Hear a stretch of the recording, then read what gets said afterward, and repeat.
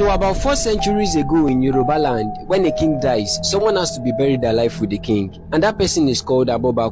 Such person is meant to protect the king while he is alive, and when he dies, the abo-oba was to be buried alive with him. The belief was that if the abo-oba was not buried with the king, the community will record serious calamity and evils will befall within 7 days of the king's burial. This tradition was being practiced since the 4th century, more than 400 years ago, the time when the ancient Oyo Empire was known for its powerful and often strict rulers who forcefully took over small villages. The Oyo Empire dominance led to other towns to seek independence, especially during the time of war. During this turbulent period, the abo-oba often served as a war general and was responsible for the king's safety during the battles. He was expected to die protecting the Alaafin, and that was his duty.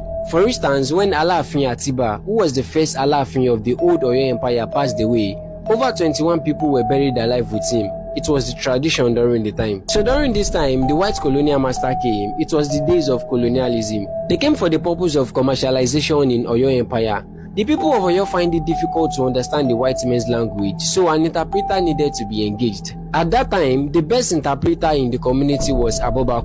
So he was the only one going around the community interpreting for the white men. And within few months, the white men found him indispensable in carrying out the interpretation assignment. The abo-oba soon became an important interpreter for the white men and also a protector of the Alaafin of Oyo at the same time. Then one day, the unfortunate happened. The Oba had just passed away and was to be buried within 7 days. And as usual, the abo-oba must be ready to bid the world farewell as he would be buried alongside the Alaafin. But the white men were not willing to sacrifice abo-oba as he has been an indispensable instrument for them. So they came up with a plan to save him. The second day after the death of the king, the village policemen came calling at abo-oba's house, accusing him of stealing a goat. The same day of his arrest, the abo-oba was jailed for life. Meanwhile, the tradition was for the king to be buried within 7 days, but the abo-oba has been arrested. So on the 6th day, when it dawned on the palace chief that abo-oba would not be available for the 7th day assignment, as he was sentenced to life imprisonment, it was decided that a live cow should be used as no other human being could replace him as a tradition. And so the Oba was buried without abo-oba, but with the fear that calamity might befall the community within the next 7 days.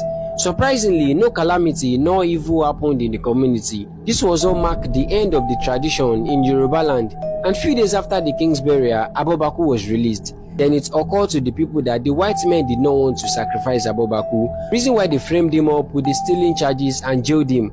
This strategical plan by the white men brought about the Yoruba adage which says, "Ẹni tó yìnbọn bá fẹ́ràn lòyìnbó ń tì mọ́lé," meaning whoever the white man loves is being caged. And today in Yoruba land, there is nothing like abo-oba. Even if there is one, it is just for mouth.